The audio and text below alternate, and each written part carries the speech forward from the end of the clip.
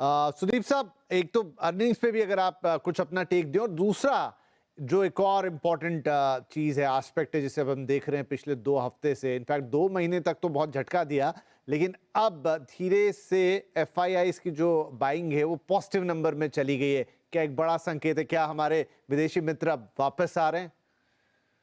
देखिए, अर्निंग्स के बारे में मैं प्रकाश जी ने, सुनील जी ने बहुत कुछ बोला है। मैं सिर्फ यही बोलूंगा कि कुछ सेगमेंट्स में आपको थोड़ा ध्यान रखना पड़ेगा। मुझे लगता है सीमेंट पे ध्यान रखना चाहिए, क्योंकि डिमांड वापस आ गया है जो तीसरा क्वार्टर तक नहीं था।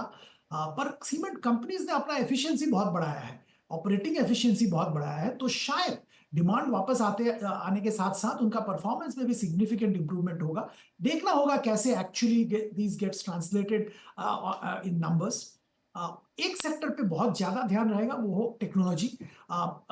फोर्थ क्वार्टर के नतीजों पे नहीं, पर उनका जो कमेंट्री है फ्यूचर का उसको लेके, क्योंकि यूएस में स्लो डाउन का जो संभावना है, इसके कारण आईटी बजट्स का क्या हाल है, वो प्रोजेक्ट, नए प्रोजेक्ट्स अवार्ड किए जाएंगे या नहीं, प्रोजेक्ट्स होल्ड बैक किए जाएंगे। बहुत सारे ऐसे पहलू हैं जिसपे कमेंट्री सुनना बहुत जरूरी है। तो मैं ये दो सेक्टर पे बहुत ज्यादा ध्यान रखूंगा। तीसरा सेक्टर जिस पे ध्यान रहेगा वो एफएमसीजी, क्योंकि एफएमसीजी में आंकड़े कैसे आ रहे हैं, इससे मालूम होगा कि रूरल और अर्बन कंजम्पशन का स्थिति क्या है। तो वहां पे भी Q4 के नतीजों का उतना नहीं, पर जो वॉल्यूम हो रहा है, जो कमेंट्री है, उस पर ध्यान रहे। अब एफआईआई की बात अगर करें तो मैं यहाँ पे ये कहना चाहूंगा कि बिल्कुल सही बात है। एफआईआई इंडिया की तरफ देख रहे हैं, सतर्क है, कॉशस है, क्योंकि दुनिया भर में बहुत ज्यादा वोलेटिलिटी है। थोड़ा बहुत रिस्क अवर्शन भी क्रीप इन कर रहा है एफआईआई के मन में, नॉट बिकॉज ऑफ इंडिया, पर यूएस में जो हो रहा है, टैरिफ लेके जो हो रहा है, इसके चलते। पर इंडिया में सही मायने में अगर देखेंगे, जब वो एग्जिट कर रहे थे तब वैल्यूएशन एक लेवल पे चला गया था जहां पे हम लोग भी कह रहे थे कि कुछ हद तक अनसस्टेनेबल वैल्यूएशन पे बहुत सारे शेयर्स कामकाज कर रहे थे। तो वहां पे उन्होंने एग्जिट लिया, और अब जब वैल्यूएशन थोड़ा ठीक हुआ, तब वापस वो एंट्री ले रहे हैं। तो ये तो स्मार्ट स्ट्रेटेजी मैं कहूंगा। आ, तीसरी बात मैं यहाँ पे कहूंगा एफआईआई के बारे में, कि उनका ध्यान अभी चाइना पे भी है।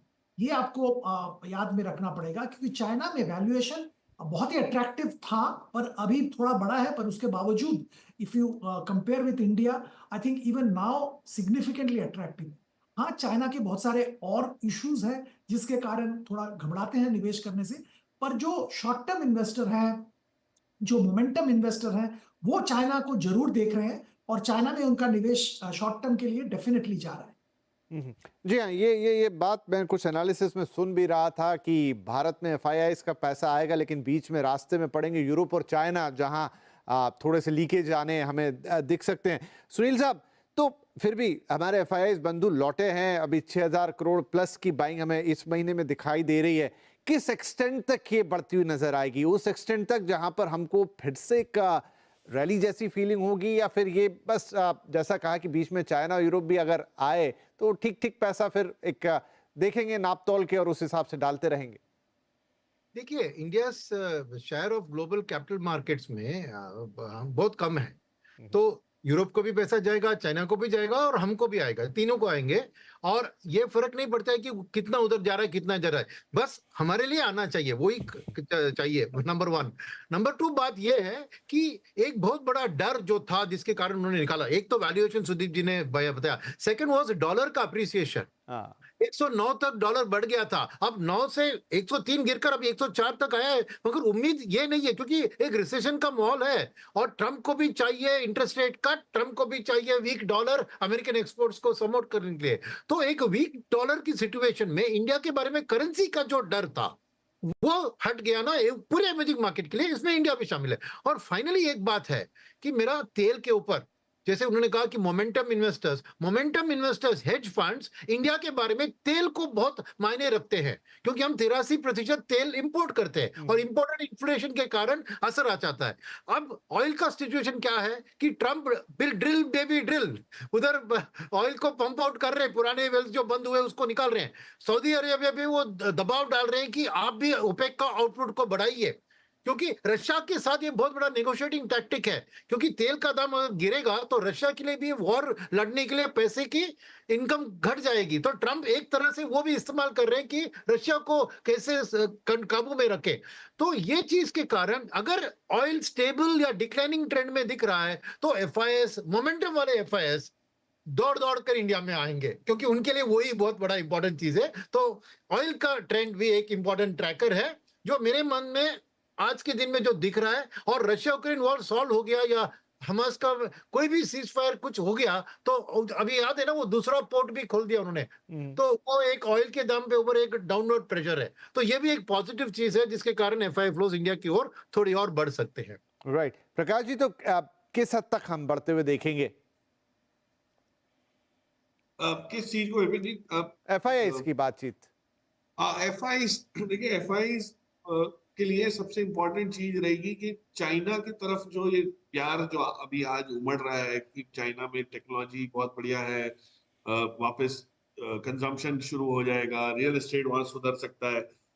वो क्यों हो रहा है? क्योंकि जो पैसा हमारे यहाँ से और बाकी कई मार्केट से जो यूएस मार्केट जब गया था तो सबको ये उम्मीद थी कि जो यील्ड्स हैं, यूएस बॉन्ड यील्ड्स हैं, वो 5% तक चली जाएगी। हुआ ये कि वो उल्टा हो गया और वो यील्ड्स 4.2 पे आ गई, 4.6 से। तो जो मायूसी आई है एफआई को, उसकी वजह से चाइना को फायदा हो गया। अच्छा, एक और चीज देखिए, पिछले 3 महीने में, मार्च खत्म हो रहा है तो जनवरी से मार्च तक के जो जो पीरियड है उसमें जर्मनी और फ्रांस के मार्केट्स में भी बहुत पैसा गया है जो 12 साल तक कभी नहीं गया है। तो पिछले 10-12 साल में जो वहां पे एक ठंडा सा वो चल रहा था कि भाई कुछ नहीं, ग्रोथ नहीं है, कुछ नहीं है, वहां के मार्केट्स में भी ग्रोथ आने लगी। तो यूएस जैसे जैसे ये हम सोचते हैं कि ट्रम्प साहब की टैरिफ के चक्कर में बाकी देशों को नुकसान हो रहा है या बाकी देशों के मार्केट में उथल पुथल मच रही है, एक्चुअली उनके मार्केट में भी बहुत अच्छा खासा वो हो रहा है, हलचल मची हुई है। तो वहां पे जैसे जैसे इन्फ्लेशन थोड़ा सा बढ़ जाता है, लोग काम काज करने के लिए एम्प्लॉयज नहीं मिलते, लोग नहीं मिलते, वर्कफोर्स नहीं आती, आप ये देखिएगा कि पैसा वापस वहां से जाएगा। मेरा अनुमान ये है, और ये काफी हद तक सुनील ने जो कहा उससे मैच होता है। सुनील ने जो समझाया कि फॉरवर्ड लुकिंग मार्केट कैसे देखता है, अगले 3-4 महीने में चाइना पैसा एलोकेट करेंगे लोग, एफआई खास करके। हमारा मार्केट इस पीरियड में जब इंप्रूव होता हुआ उनको दिखेगा और चाइना से उनका जब मन भर जाएगा तो फिर हमारे यहाँ जो पैसा आना है वो आएगा। और तब तक होगा क्या, रुपया आपका मजबूत होता हुआ दिखना शुरू हो जाएगा। ऑलरेडी डॉलर वीक हो रहा है, अब रुपया भी स्ट्रांग हो जाएगा। अब रुपया जब स्ट्रांग होता है तो एफआई के लिए बहुत बढ़िया खबर है। इकोनॉमी स्ट्रांग है, अर्निंग्स ग्रोथ है, आपका इंटरेस्ट रेट घट रहे हैं और चाइना में जो पैसा लगाना था वो हो चुका। सो ये होते हुए 3-6 महीने निकल सकते हैं। तो एक आध कोई यूएस में अर्थक्वेक आने दीजिए, गड़बड़ होने दीजिए मार्केट में, उसके बाद हमारे पैसा जल्दी आए। सो कहीं से दबाव होगा तभी हिंदुस्तान में पैसा आएगा। तो मैं ये नहीं चाहता किसी को नुकसान हो, लेकिन हिंदुस्तान में जब पैसा आएगा तो रुकेगा नहीं। अगले 1-1.5-2 साल में जब पैसा आना शुरू होगा तो ये वापस जो 16% की ओनरशिप हो गई है 21 से, वो 21 नहीं हुई तो एटलीस्ट 19-20 तक पहुंच ही जाएगी। तो आप सोच सकते हैं कि जो 2 साल में पैसा गया है वो वापस आएगा इन वैल्यूएशंस पे। तो हमारा मार्केट के कहाँ, मतलब कैसे उसको अब्सॉर्ब करेगा, रिसीव करेगा, वो देखिए। और डोमेस्टिक एसआईपी ग्रोथ तो आप देख ही रहे। तो दोनों, जब डीआई और एफआई दोनों के पास अगर पैसा है और दोनों चेक लिखने रेडी है रोज, तो आप सोच सकते हैं कि मार्केट में जो मूव है, ऑफ कोर्स प्राइमरी मार्केट, ये वो काफी चीजों में डेप्थ बनती जाएगी, बट बहुत सुनहरा मौका मिलेगा आपको। उसको उसके ऊपर नजर रखिए, वो उसको नजरअंदाज मत। राइट तो सुदीप जी, क्या माने कि एक बॉटम आउट हो गया मार्केट, जितना गिरना था गिर गया? आप जिस शुरुआत की बात कर रहे हैं प्रकाश जी, उसकी शुरुआत हो चुकी है। वो थोड़ी रफ्तार कम या ज्यादा होती हुई अलग बात है, दूसरे फैक्टर्स अपना काम करेंगे, लेकिन अब यहां से वापस टिकिंग टुवर्ड्स माउंटेन वाली बात ऊपर की तरफ ही जाता दिखाई देगा। जी, मुझे तो ऐसा ही लगता है। देखिए, इसका मुख्य कारण ये है, मैंने पहले भी इसका जिक्र किया कि इंडिया एक बहुत बड़ा ट्रेड पार्टनर यूएस का नहीं है, तो टैरिफ का डायरेक्ट इंपैक्ट इंडिया पे कम होगा। हाँ, कुछ सेक्टर्स, कुछ कंपनीज में इंपैक्ट देखने को मिलेगा, उसको हम मॉनिटर भी करेंगे, पर ओवरऑल इंपैक्ट मिनिमम होगा। हाँ, अगर ओवरऑल ग्लोबल में एक रिसेशन आता है, उसका नेगेटिव इंपैक्ट जरूर आएगा। पर मजे की बात यह है कि डोमेस्टिक फैक्टर्स, जिसका जिक्र हम सब लोग कर रहे हैं, डोमेस्टिक फैक्टर्स कंटिन्यूअसली इंप्रूव हो रहा है और डोमेस्टिक फैक्टर्स मार्केट को आगे ले जाएगा। तो मैं मानता हूं कि अगर दुनिया भर में रिसेशन आता है या दुनिया भर में कुछ प्रॉब्लम होता है, तो उस माहौल में अगर इंडिया अच्छा खासा ग्रोथ दिखाता है बेस्ड ऑन इंटरनल फैक्टर्स, तो इंडिया में बहुत जबरदस्त पैसा आएगा, जिसका जिक्र आप अभी कर रहे थे, एफआईआईज का पैसा। तब अगर इंडिया में ग्रोथ आ रहा है, इंडिया में ग्रोथ दिख रहा है और बाकी दुनिया में ग्रोथ नहीं दिख रहा है, तो ऑब्वियसली पैसा इंडिया में आएगा। तो मुझे तो लगता है कि हमने जो गिरावट देखना था वो अभी के लिए तो देख लिया है।